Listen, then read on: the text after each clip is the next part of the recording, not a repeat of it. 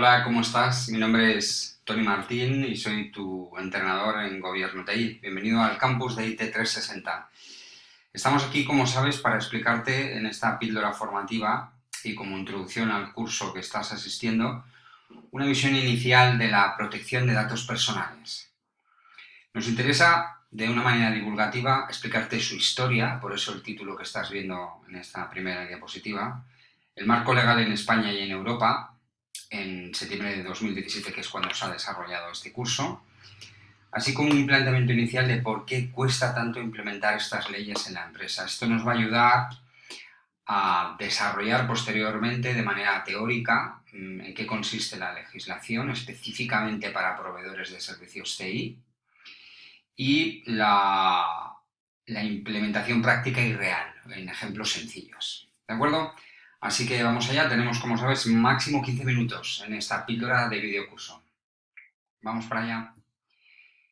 Bien, para explicarte un poco la historia de la protección de datos personales, vamos a echar un poco para atrás para indicarte que el tema de la privacidad y la protección de datos personales ya data de bastantes años.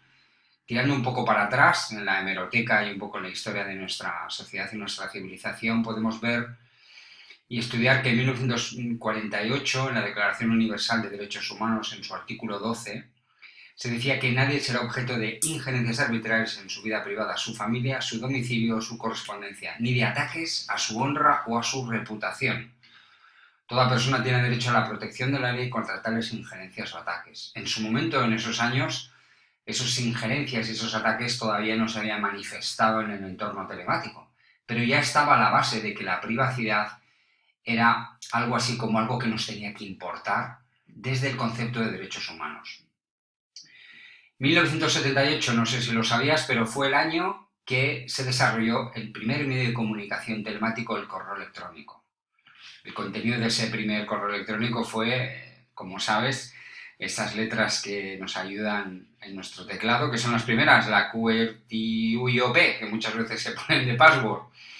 Bien, ese carácter arroba ya se estaba utilizando para separar el nombre del usuario del resto de la dirección. De alguna manera se creó la identidad digital. Y de hecho, a partir de 1971, empezó a existir la necesidad de que si esa dirección de correo estaba asociada a una persona, había un tratamiento de datos personales que nos tenía que preocupar. 1978, hablando de España, la Constitución española ya regía, ya dictaminaba que la privacidad era un derecho fundamental. Ojito, artículo 18. Fijaros a esta redacción. Se garantiza el derecho al honor, a la intimidad personal y familiar en la propia imagen. Habla del domicilio. Vamos a ver el punto 3. Se garantiza el secreto de las comunicaciones, en especial de las postales, telegráficas y telefónicas, salvo resolución judicial. Las comunicaciones telemáticas no es que estén aquí del todo porque no existía de mucho, ya veremos luego, por el año 78 Internet prácticamente no existía, pero sí se daba paso a lo siguiente. Fijaros, el punto 4, la ley limitará el uso de la informática para garantizar el honor y la intimidad personal y familiar de los ciudadanos y el pleno ejercicio de sus derechos. Ojito con este punto, ¿eh? La ley limitará el uso de la informática. Bien, ¿sabías cuándo se desarrolló el Internet Explorer? Aquí hay una serie de logos, desde el Internet Explorer 1 hasta el que actualmente posiblemente tengas en tu navegador. Yo soy de esa familia que utilizo Mac, Chrome y otros navegadores. Pero bueno, todos hemos nacido y hemos crecido con Explorer. ¿Sabías en qué año se desarrolló el primer Internet Explorer? Va bien tirar para atrás, ya verás por qué. Pues mira, año 1995. Fue entre 1994 y 1995 cuando se liberó Internet Explorer 1 como complemento de Microsoft Plus para Windows 95. En ese año podíamos ver en el cine la película Braveheart de Mel Gibson, una película que todavía nos la siguen poniendo en algunas cadenas de televisión y que nos la seguimos tragando. En Internet Explorer 1 ya no, ¿verdad?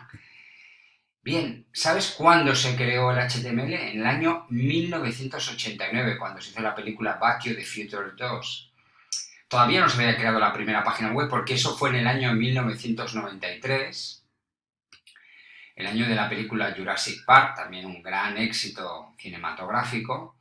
Y fijaros, en 1992, cuando fueron los Juegos Olímpicos, ni siquiera había páginas web. Hacía 3 añitos que se había creado teóricamente el HTML y fue precisamente en ese año donde se creó la primera ley en España desde el año 78 que se decía que la informática se tenía que regular. La Ley Orgánica de Tratamiento Automatizado de Datos Personales, que si uno hace una lectura actual, se puede dar cuenta que está bastante bien redactada. Estamos hablando de cosas muy para atrás, pero no tantos años. Muchos de vosotros quizás no habéis nacido en estas fechas.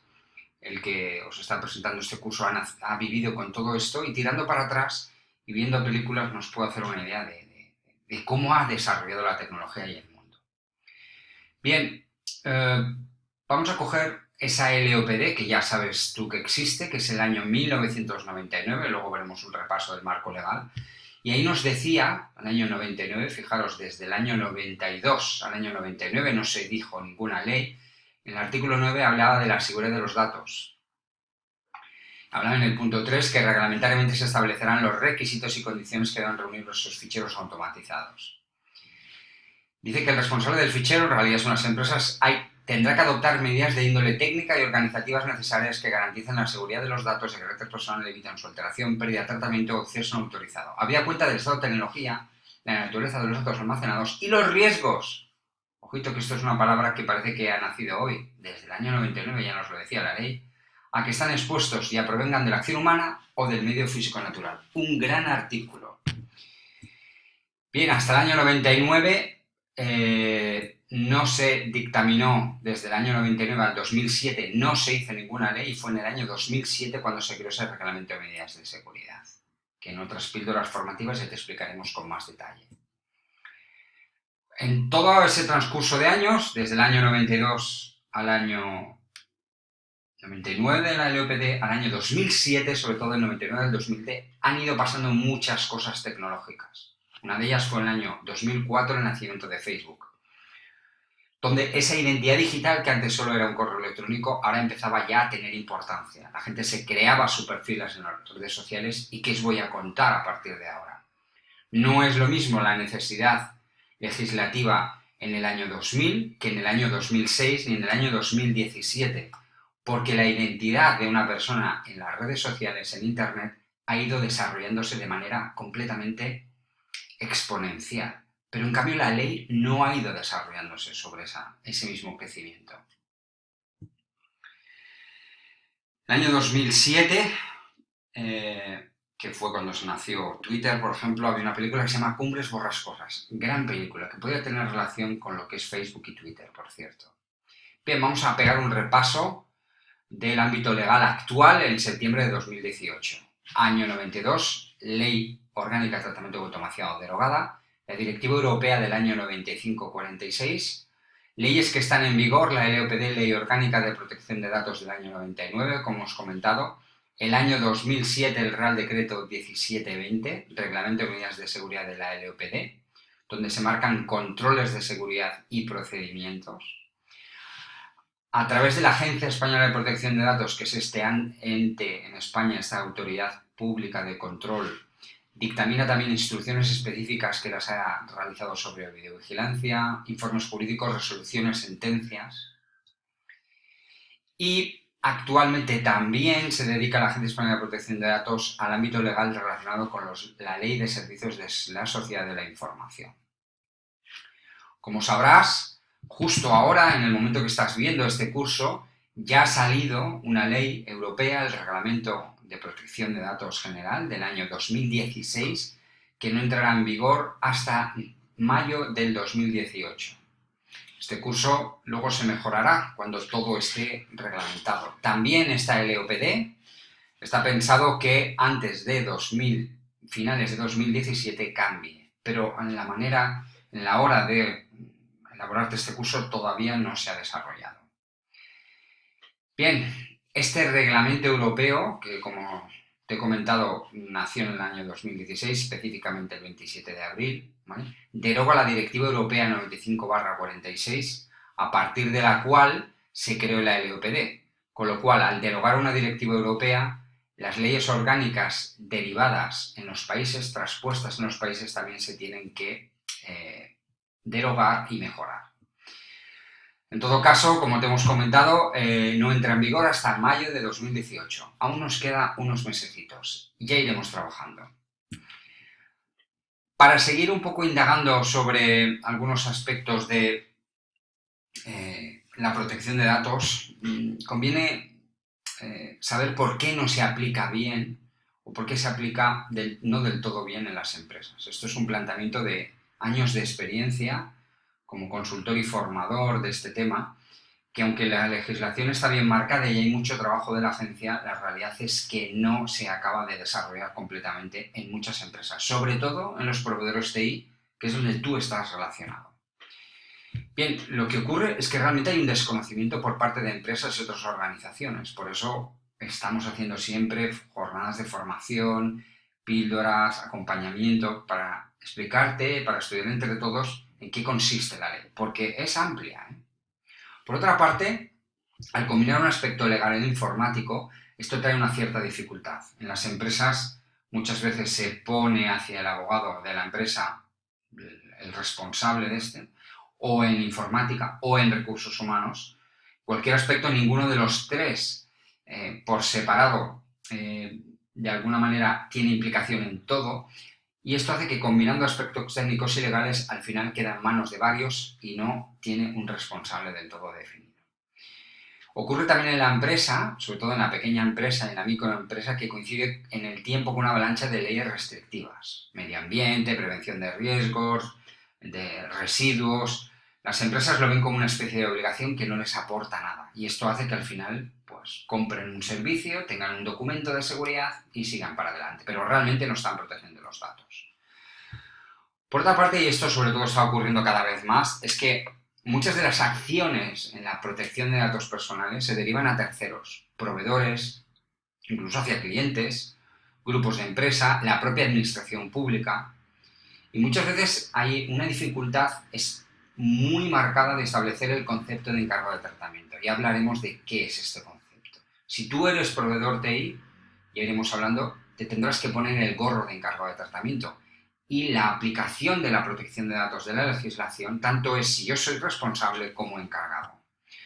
Por otra parte, como te he dicho, en estos proveedores TI no leen la ley con esta gorra de encargado y esto hace que sus clientes no cumplan la ley. Mal estamos, ¿verdad? Nos convertimos en un proveedor de servicios TI o proveedor de servicios y hacemos incumplir la ley a nuestros clientes. Por otra parte, y viendo ya sobre la Agencia Española de Protección de Datos, la agencia no llega al ciudadano.